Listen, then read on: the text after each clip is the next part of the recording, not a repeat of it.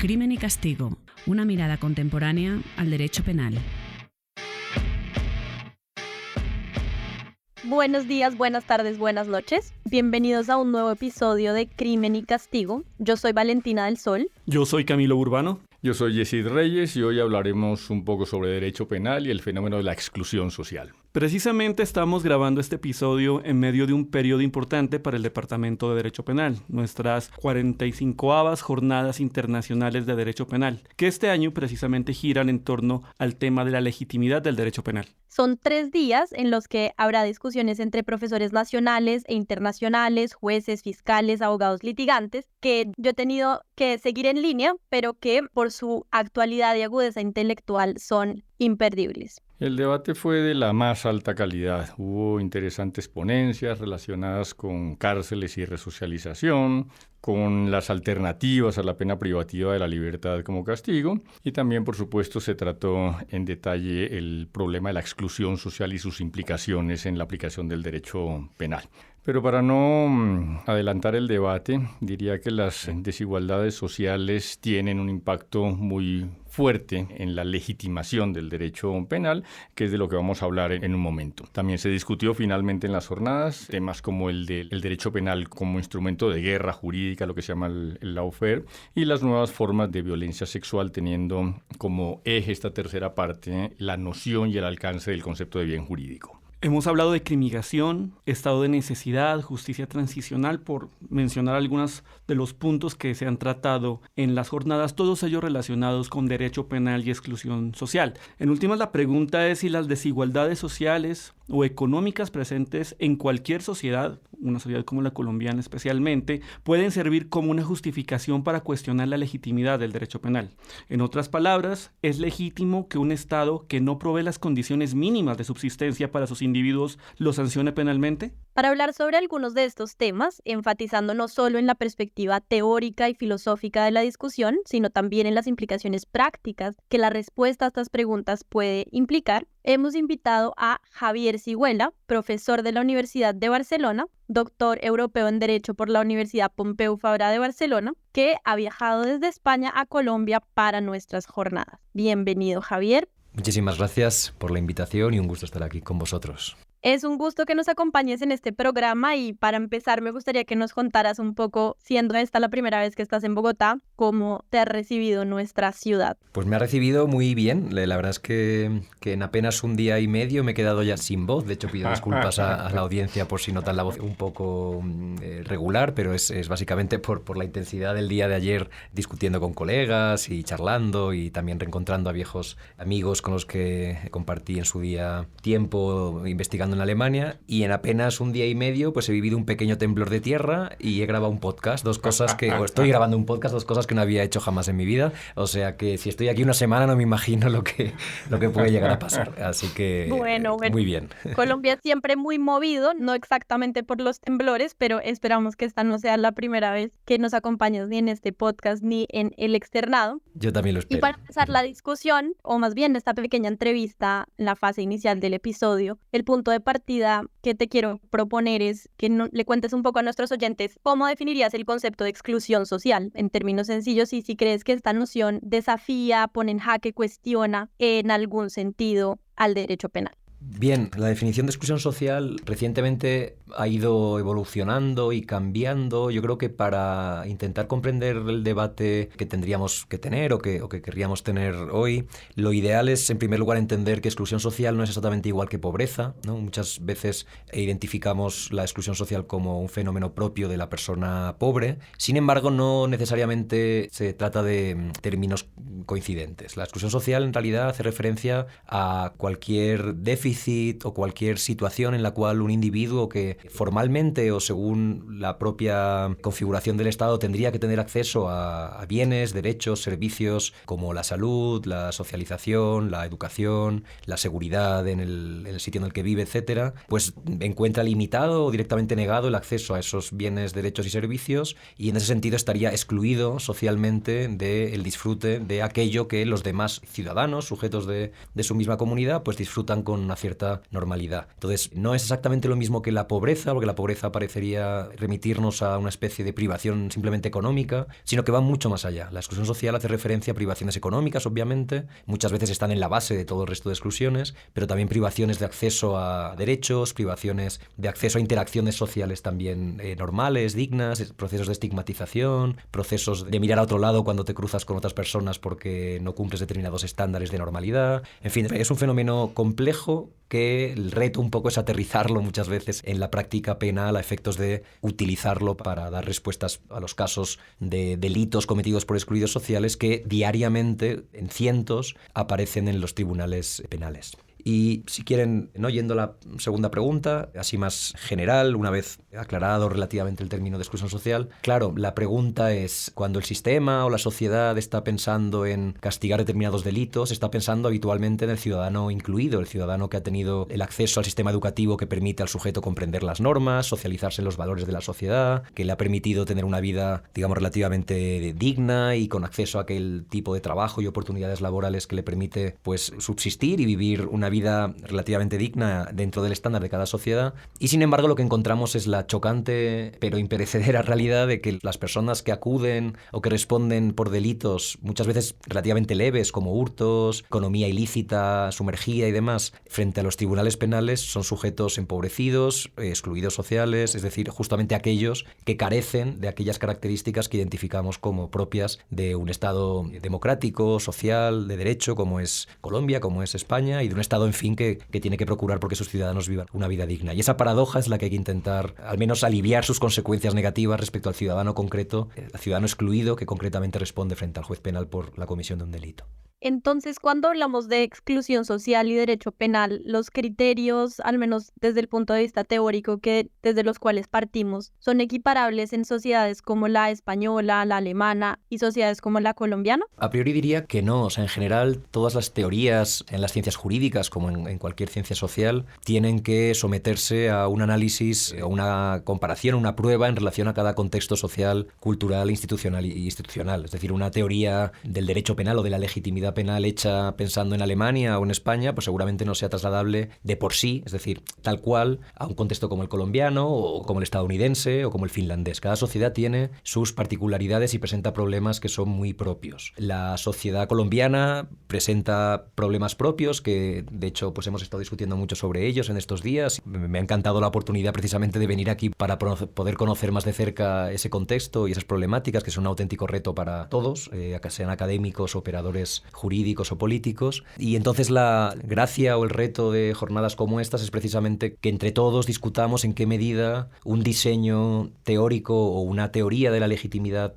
penal configurada en un lugar del mundo, en una tradición cultural determinada, pues es aplicable a Colombia. Mi impresión es que no es aplicable tal cual, pero tampoco podemos decir que todo lo que condiciona la legitimidad de la pena en España o en Alemania no vale nada aquí. Yo diría que no. O sea, estamos hablando de dos estados, Colombia y España, por poner los ejemplos que nos convocan aquí. Yo soy español, vengo de allí. Son estados que se dicen a sí mismos democráticos, sociales y de derecho. Por lo tanto, las condiciones de legitimación no pueden ser radicalmente diversas. Pueden tener matices, pero no pueden ser radicalmente diversas. Nosotros como colombianos o en ocasiones solemos pensar que las condiciones que se viven en Europa en general y digamos en España en particular son notablemente mejores que las que vivimos en Colombia. Y entonces eso podría llevarnos tal vez de manera rápida a afirmar que no existen situaciones de exclusión social y a cuestionarnos el por qué pensar en una teoría sobre la exclusión social en un país como España. ¿Tú qué opinión tienes al respecto? Claro, o sea, todas las impresiones son muy relativas a la experiencia propia, ¿no? Es posible que un colombiano pues piense o valore España como un país muy cohesionado, con mucha inclusión y con pocos casos o un fenómeno relativamente controlado de exclusión social. Sin embargo, creo que eso podría conducir a una cierta confusión. Es decir, en España, claro que hay barrios marginales en las grandes ciudades. En España hay dificultades de acceso a muchos bienes y servicios por parte de muchísima gente, por diversas razones. Uno puede poner el ejemplo de los inmigrantes, uno puede poner el ejemplo de personas que viven en entornos rurales con poca conexión material o poca facilidad para acceder a determinados bienes y servicios. Seguramente no sea lo mismo que el problema que tiene aquí el campesinado a efectos de acceder a bienes y servicios. Pero bueno, de modo relativo, la pobreza y la exclusión siempre es relativa al estándar que uno mide. Y en España hay un buen estándar de vida y de inclusión. No negaría eso a alguien que me hiciese esa objeción o esa consideración. Sin embargo, sí que hay, obviamente, una parte de la población que vive en condiciones, pues, digamos, menos óptimas o menos dignas de las que consideramos el estándar adecuado. Y justamente ese porcentaje de personas y ese tipo de personas que sufren de esas situaciones son las que más comparecen frente a un juez penal. Son las que más probabilidades tienen de ser seleccionadas por un policía para ser cacheadas, de ser investigadas por un delito de tráfico de drogas y eventualmente de ser condenadas también porque sus defensas penales son menos buenas que las de un jugador de fútbol del FC Barcelona, por ejemplo, por nombrar a alguien que todos puedan imaginar, ¿no? Como el tópico. Entonces, sí que hay, seguramente no haya el mismo nivel de exclusión social que hay en Colombia o incluso en Estados Unidos, ¿no? Que remito al ejemplo de Estados Unidos porque mucha gente piensa que a lo mejor las desigualdades fuertes y la exclusión social solo afecta al sur global y no, hay países en principio desarrollados como Estados Unidos que también sufren ese mal. Entonces, también las hay, en menor medida obviamente, pero también las hay y también nuestro sistema penal se ve irritado por ese fenómeno. Por supuesto, y hay un componente interesante que creo que también debe ser considerado cuando estamos hablando de exclusión social, derecho penal, y es el que tiene que ver con la seguridad y cuál es la actitud que asumen quienes definen la política criminal, la persecución penal, al momento de encontrar un balance en estos tres ámbitos de acción. Ya para cerrar esta fase de entrevista, si tú estuvieras en ese cargo, no el de profesor investigador, sino el de gestor de la política criminal de tu país, en 30 segundos, ¿cómo usarías o dejarías de usar el argumento de la exclusión social para limitar la intervención del derecho penal, aún con el argumento de la seguridad? Pues mira, al efecto, o sea, efectos de la pregunta que me haces, que es muy interesante y para la cual en 30 segundos seguramente no tengo una respuesta óptima y adecuada, pero lo voy a intentar, o en 55. Es cierto que en los últimos años, en materia de política legislativa, ha habido ya algunas medidas dedicadas a dar respuesta al fenómeno de la vulnerabilidad o de la exclusión social dentro del derecho penal. Pero paradójicamente, o no tanto, si atendemos a cómo son las sociedades contemporáneas, la española y la colombiana, esa consideración de la exclusión social ha sido para aumentar la pena en algunos casos. Me refiero a delitos en los que la persona que los comete se le aplica un agravante, es decir, se le castiga más en la medida en que su delito ha sido cometido por motivos de, digamos, de odio o de desprecio a la víctima del delito por ser esta una persona vulnerable, un excluido social, un mendigo, etc. Quiero decir con esto que es paradójico que cuando el legislador ha pensado en cómo dar respuesta a la exclusión social, no se nos ha ocurrido el mitigar la pena del excluido social, sino aumentar la pena del incluido social cuando es un excluido social la víctima del delito. No digo que esto esté mal, digo que no deja de ser curioso que cuando pensamos en cómo dar respuesta a esto, lo que se nos ocurre es más pena y no menos pena, ¿no? Entonces, esto es muy revelador de cómo son nuestras sociedades contemporáneas y lo fácil que tenemos el gatillo del populismo punitivo. Y si yo estuviese en la posición de tomar decisiones al respecto de cómo optar por otra vía que sea precisamente la de hacer disminuir o mitigar el dolor penal que recae sobre estas capas de la sociedad, pues lo que haría para empezar es bajar las penas de muchos delitos que se están castigando mucho cuantitativamente y mucho en términos de con mucha pena, quiero decir, y que son precisamente el tipo de delitos que cometen este tipo de sujetos. Un ejemplo, y en España de hecho ya ha habido una reforma legislativa en su día para tener este efecto mitigador, es la venta de productos protegidos por la propiedad intelectual. En España le llamamos el top manta. Son personas en situación de grave vulnerabilidad que venden productos Gucci, Carolina Herrera, pues en las Ramblas de Barcelona, en Paseo de Gracia, y que estaban cometiendo al principio un delito con ello, ¿no? Entonces, esto que lo hemos normalizado, o mucha gente lo ha normalizado, si uno lo ve desde el punto de vista de la justicia o desde el punto de vista de lo que es necesario, uno tiene que hacerse la siguiente pregunta. ¿Es necesario que el derecho penal castigue con sanciones, con la sanción más grave que tiene a su disposición, una conducta de la que la empresa dañada en cuestión, sea Carolina Herrera, Gucci o demás, apenas va a tener siquiera conocimiento, ¿no? ¿Qué tipo de daño social está realizando esa persona, que además lo está haciendo en una condición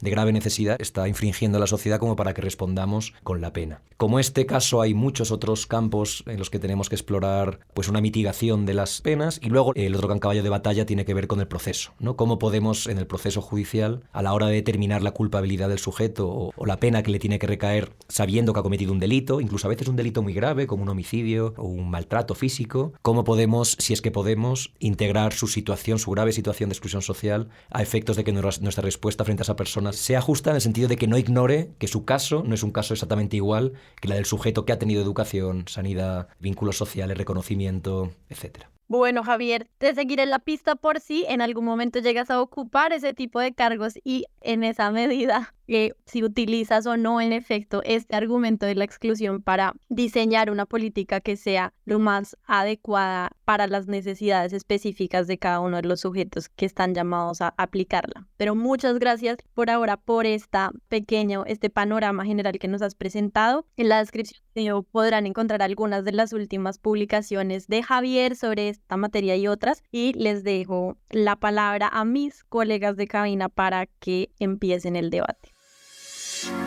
Ahora, en Crimen y Castigo, el debate. Cuando se habla de la legitimación del derecho penal y la exclusión social, eso suena como un tema muy teórico, muy propio de académicos encerrados en sus despachos universitarios y alejados de la realidad. Pero en tu conferencia en las jornadas, Javier, tú mencionabas uno de muchos ejemplos que muestran la trascendencia práctica del problema. Tú decías, en un barrio marginal donde las autoridades no pueden ingresar o solo lo hacen de manera limitada, es legítimo que el Estado castigue penalmente a un ciudadano que con el propósito de defenderse tiene un arma sin permiso o sin licencia. El punto es interesante porque parece en el fondo que es una forma de decirle al Estado que su prioridad es garantizar la seguridad de los ciudadanos y que si hubiera cumplido con ese deber, habría evitado que la persona del ejemplo buscara protegerse por sus propios medios. ¿Tú crees, Javier, que el tema de la relación entre exclusión social y derecho penal puede resultar útil para que el Estado se ocupe más de intervenir en las causas del delito y use menos el derecho penal? Sí, de hecho es interesante que propongas esta relación porque efectivamente si uno analiza históricamente la evolución de los derechos penales, ¿no? y de los sistemas penales en los últimos 20 o 30 años, resulta que el aumento del control penal, policial, punitivo de las personas en situaciones más desfavorecidas o de exclusión social coincide en cierta medida, no solo, no es el único factor, pero coincide mucho con, al menos en países desarrollados, con una cierta detracción, una cierta disminución de los estados del bienestar. Es decir, parecería que muchos estados, por la compleja situación económica que vienen atravesando los últimos 20 o 30 años, estarían apostando por una forma más barata, más rápida, acaso más políticamente rentable, de control o de garantía de la paz social, si uno quiere, aunque sea una paz imperfecta, que no tiene que ver con favorecer la socialización, la protección, la inclusión fuerte, en el sentido de un estado del bienestar fuerte que garantiza que los sujetos tienen vínculos fuertes, se ven respetados en sus derechos y por lo tanto cumplen la norma, digamos, más que por temor a la pena, por vivir en un entorno garantizado y seguro, ¿no? Y entonces apuestan menos por eso, porque eso es muy caro y porque mucha gente ha dejado de creer en esa forma de Estado, que está en crisis desde los años 80, 90, y está apostando la seguridad a un control penal que también lo decías en tu ponencia, Yesid, que en el fondo es una seguridad mucho más cortoplacista, mucho más vinculada a emociones que son muy pasajeras, ¿no? Es decir, parece que los ciudadanos incluidos, ¿no? Nosotros, vamos a ponerlo así, necesitamos una cierta seguridad, una cierta tranquilidad y la estamos obteniendo no en el hecho de que pagando, por ejemplo, impuestos se genere un contexto de riqueza y de bienestar en los barrios depauperados, sino que la estamos obteniendo esa seguridad psicológica en que en esos barrios se controle policialmente, haya barreras, haya, digamos, dispositivos arquitectónicos de segregación, nuestras casas estén bien aseguradas, compremos alarmas, etcétera, ¿no? Entonces, sí, estoy contigo en el sentido de que el déficit del Estado a la hora de prestar determinados servicios parecería que estaría produciendo en la población y en el propio Estado la petición al derecho penal de que resuelva problemas que en realidad emergen mucho antes, ¿no? Este es un caso muy concreto el que mencionas, ¿no? del portar armas para la autodefensa, pero habría muchísimos otros, ¿no? La participación en la economía ilícita sería un caso claro de delitos que en el fondo son manifestación o expresión de un déficit, no siempre estatal, a veces es social también, ¿eh? Pensamos mucho en el Estado, pero es social también. Es decir, creo que todos tenemos una cierta corresponsabilidad en el hecho de que haya personas que no puedan acceder a determinadas formas de vida digna y creemos que el derecho penal, o exigimos al derecho penal, o nos contentamos, aunque sea un rato, cuando lo miramos Twitter, cuando miramos las redes sociales, cuando nos viene una noticia por WhatsApp que nos comparte alguien, con que a esa persona concreta se le detenga, se le castigue y con ello compramos una cierta y una falsa, diría yo, seguridad. O sea que sí, hay una relación ahí muy estrecha que haces bien en resaltar. Javier, partiendo un poco de la premisa de que al excluido social debería tratársele de manera diferente, la pregunta sería entonces, ¿cómo debemos tratarlos? ¿Es un problema de disminuir la pena? ¿Me puedo yo abstener de imponer la pena al excluido social? Y una pregunta eminentemente práctica, ¿y esto no podría llegar a ser perjudicial en cómo la sociedad eventualmente concibe esa vigencia de la norma? Claro, ahí apuntas al problema principal de la discusión y espero poder al menos responder de un modo que sea relativamente coherente con mi planteamiento. Yo no diría que haya que proponer un derecho penal diferente para el excluido social. Yo creo que eso sería un error y eso conduciría precisamente a lo que tú muy bien indicas, ¿no? Y de hecho podría conducir incluso a una mayor estigmatización del excluido social, ¿no? O sea, este no solo es más pobre, no solo está estigmatizado, no solo le miramos mal, sino además ni siquiera es responsable frente a la comunidad. Yo no plantearía eso y me parecería que es muy peligroso. Yo lo que planteo es que las situaciones de exclusión social que nos pueden afectar en mayor o menor medida a todos, ¿no? En nuestra biografía vital, uno sabe dónde empieza pero no dónde acaba en la vida, y muchas personas que acaban durmiendo en la calle son personas que 10 años antes tenían un magnífico trabajo y la vida les trata mal y de repente acaban en situaciones mucho más complicadas. Por lo tanto, yo entendería la exclusión social como una situación que puede afectar a todos y que en el seno del proceso penal, es decir, en el juicio, esa situación puede, no necesariamente, yo no diría que toda exclusión social o todo excluido social merezca menos pena. Yo no voy por ahí. Yo lo que quiero decir es que hay algunos casos en los que, sobre todo en delitos que no son graves, es decir, no hablamos de homicidio, no hablamos de violaciones, no hablamos de agresiones físicas graves, sino casos más leves que son en realidad infracciones de deberes cívicos, comunitarios, pues como lo que decía, ¿no? La infracción de la propiedad intelectual en el caso de la venta de productos falsificados, el pequeño trapicheo con drogas, pequeñas formas de hurto que no impliquen violencia y todas otras muchas formas delictivas que no son tan graves, que si están conectadas a un déficit o un fallo del Estado a la hora de garantizar lo que ese sujeto ameritaba como ciudadano del Estado, en esos casos, si se juntan esas dos cosas, creo que hay buenas razones para disminuir o eventualmente negar la pena a aquel sujeto afectado por ellas. Y igual que consideramos que no es justo castigar de igual modo a la persona que comete el delito en una situación de enajenación mental que la persona que no los comete porque disminuye su culpabilidad, podemos abrir la pregunta de si no sería también injusto tratar de modo igual a la persona que ha recibido y ha visto garantizadas sus libertades y derechos básicos que aquella otra persona que ha sido excluida del acceso a esos derechos y libertades básicas. Y aquí no, porque disminuye la culpabilidad, eso es peligroso admitirlo, en la medida en que esa persona es capaz de culpabilidad como cualquier otra, solo faltaría, sino porque lo que disminuye es la legitimidad del Estado. De modo que lo interesante aquí, y creo que con esto intento responder a la pregunta, es el argumento principal no es esta es una persona excluida, no es responsable, no.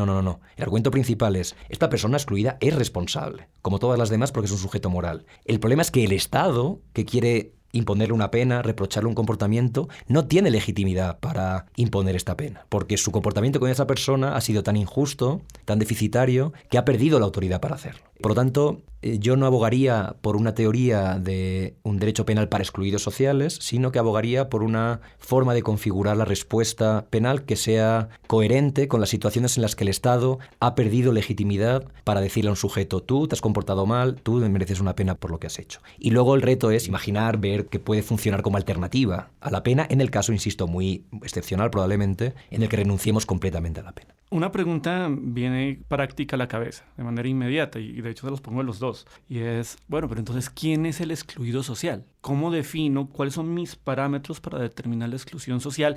Entiendo, por lo que usted ha mencionado, dependerá de cada sociedad, pero ¿quién es el excluido social que va a recibir eventualmente, según esta teoría, un tratamiento diferenciado?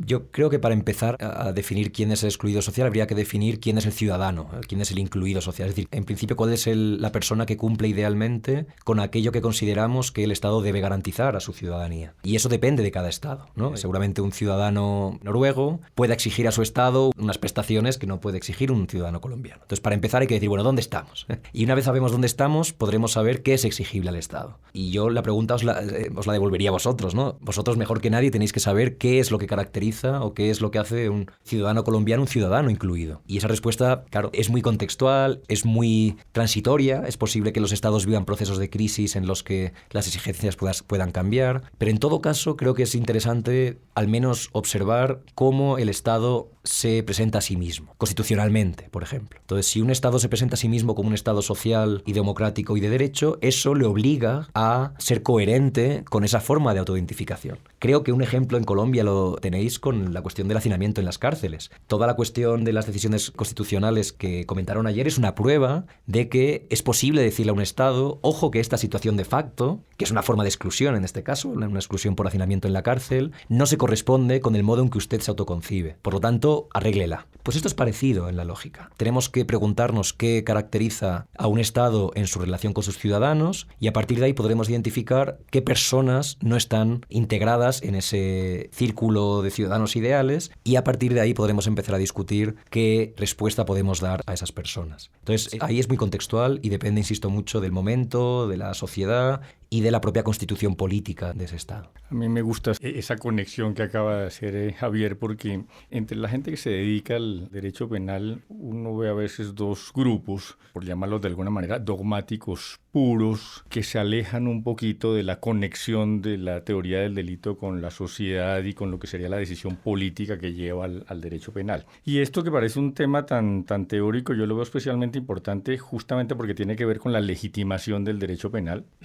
cuyo solo enunciado envía un mensaje importante. El derecho penal se puede usar, pero hay unos límites. Y yo sí creo que esos límites, o en la construcción de esos límites, debe participar el teórico del derecho penal. No sé cómo lo ves tú, Javier. Claro, yo diría que la principal función de la teoría del derecho penal, de la ciencia penal en sentido amplio, es edificar o construir una cierta teoría, pero insisto y tú lo has dicho muy bien, ¿no? Cuando hablamos de teoría no tenemos que pensar que es una cosa abstracta, que no tiene aplicación práctica. Al revés, quiero decir, todas las cosas importantes en el mundo social y por lo tanto en el mundo jurídico han nacido como teorías y luego se han aplicado en el mundo real y tienen efectos en el mundo real. Insisto en el ejemplo de la declaración del Estado inconstitucional del hacinamiento en las cárceles. Eso, hay una construcción teórica de fondo que ha hecho que eso cambie y ojalá produzca más cambios. Entonces yo al menos me veo a mí mismo en una forma de hacer ciencia penal que sea muy sensible y que no esté en absoluto divorciada de lo social. Al final nosotros somos personas que pensamos y damos clase, investigamos dentro de una sociedad y dentro de esa sociedad, dentro de un lugar muy determinado dentro de esa sociedad. Y el derecho no es algo que se aplique en abstracto, sino que se aplica diariamente en contextos sociales muy variados. De modo que esa dogmática que existe y que ha existido tradicionalmente de, digamos, de la abstracción o de las construcciones teóricas perfectas pero inaplicables, no es desde luego la mía.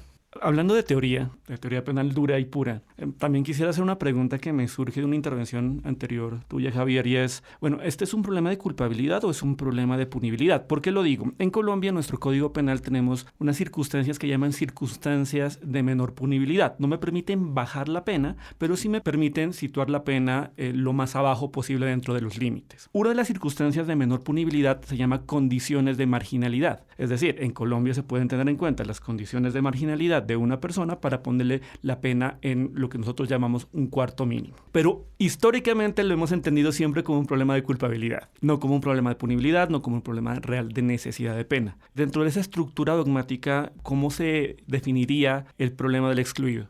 Claro, esta es una pregunta sistemática difícil sobre la que de hecho estamos discutiendo hace unos años algunas personas. Mi forma de verlo es que la exclusión social, digamos como situación concreta más pasajera o menos pasajera que afecta a un sujeto determinado, puede tener relevancia en casi todas las fases de la teoría del delito. Muy poca la inimputabilidad, porque el sujeto socialmente excluido pues es imputable tanto como los demás, pero desde luego puede tener una influencia muy importante en el injusto. El estado de necesidad es la clara vía.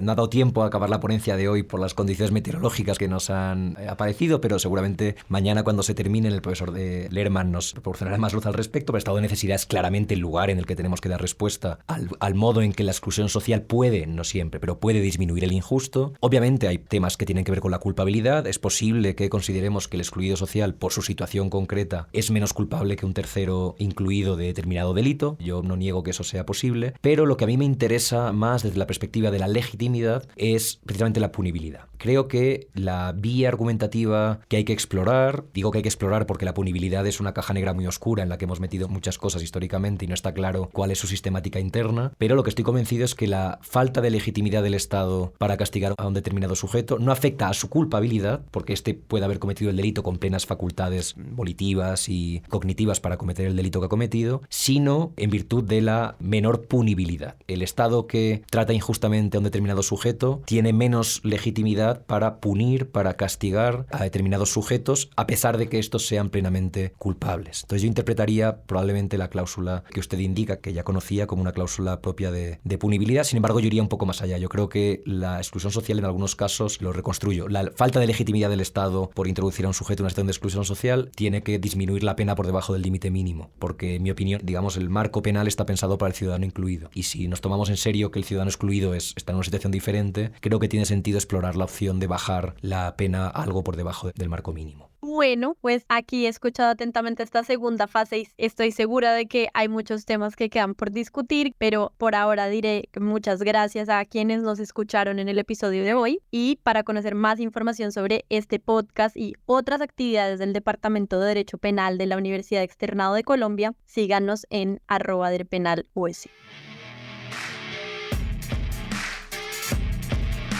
Nos vemos en una próxima edición de Crimen y Castigo, una mirada contemporánea al derecho penal.